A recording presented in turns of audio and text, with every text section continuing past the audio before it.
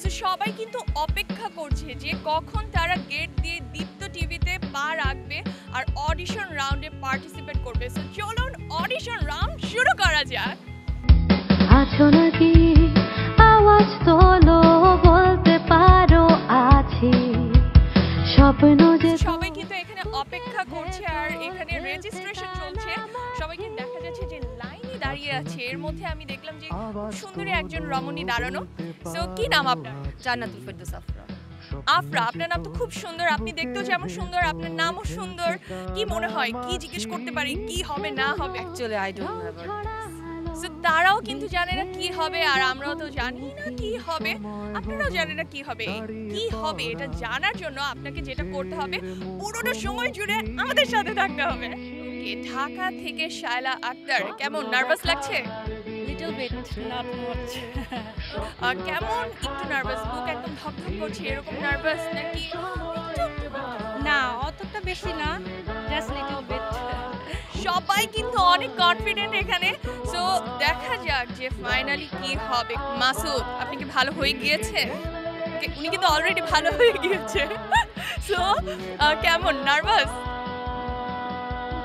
Star হান্টে আসার কারণটা কি? স্টার হান্টে আসার একটাই কারণ, এখানে অডিশন দিব। অডিশনে যদি যারা জাজেস আছে তাদের যদি আমাকে পছন্দ হয় তো তাদের মাধ্যমে আমরা কাজ করার সুযোগ পাবো।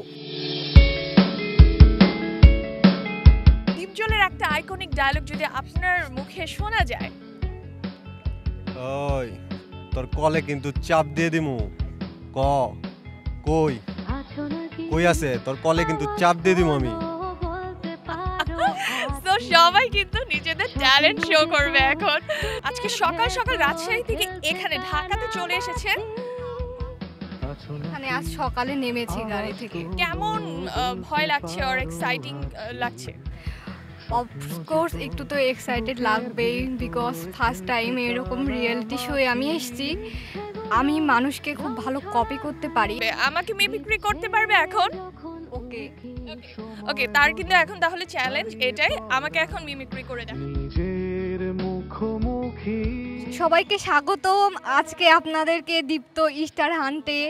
তো এখানে পার্টিসিপেটার সবাই বসে আছেন, চলুন ওদের থেকে আমরা শুনে আসি ওদের এক্সাইটেডমেন্ট। আমি ঢাকা থেকে এসেছি আর আমি কিন্তু আজকে অনেক এক্সাইটেড, কজ আমি এখন স্টার হয়ে যাব। হ্যাঁ, আমি এক লাইন গাবো, আপনি হচ্ছে আরেক লাইন গাবে, তাহলে হচ্ছে আমি রাজি। I will try. আমি তো ওয়াশরুম সিঙ্গার। সো কাবিলার হচ্ছে মিমিক্রি করতে পারবেন? বেসিক্যালি পলাশ ভাই অনেক ফাস্ট ডেলিভারি দেয়, অনেক ফান করে। সো স্পেসিফিক একটা ডায়লগ তো বেসিক্যালি পলাশ ভাই অনেক ফাস্ট ডেলিভারি দেয়, অনেক ফান করে। কিরে শিমুল্লা কিয়া গস? হ্যাঁ আই তোরে কইছি কিল্লাই, বুঝছস নি? ওই জুতা ওহানি থাকবো। আর জুতা তুই কিল্লাই ধরিয়ের, আর জুতা কিল্লাই ধরিয়ের। তুই আরে চিনস না? আর মা আছে আর মান বুঝিয়ের। আর জুতা ফিরলিবি না। আর জুতা যদি লস আই তোরে জুতা খুলি মারাম, কই দিলাম। হ্যাঁ, আর জুতা কেউ নিব না।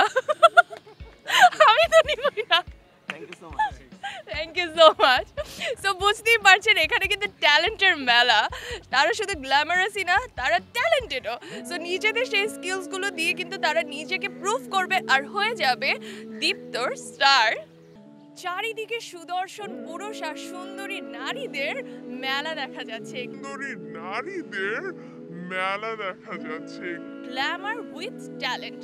সো তারা কিন্তু তাদের স্কিলস দিয়ে তারা যে গ্ল্যামারাস, তারা যে ট্যালেন্টেড, সেই সব কিছু প্রুভ করবে আর সেখান থেকে আমরা নির্বাচন করে নিব আমাদের সেই প্রত্যাশিত স্টারকে।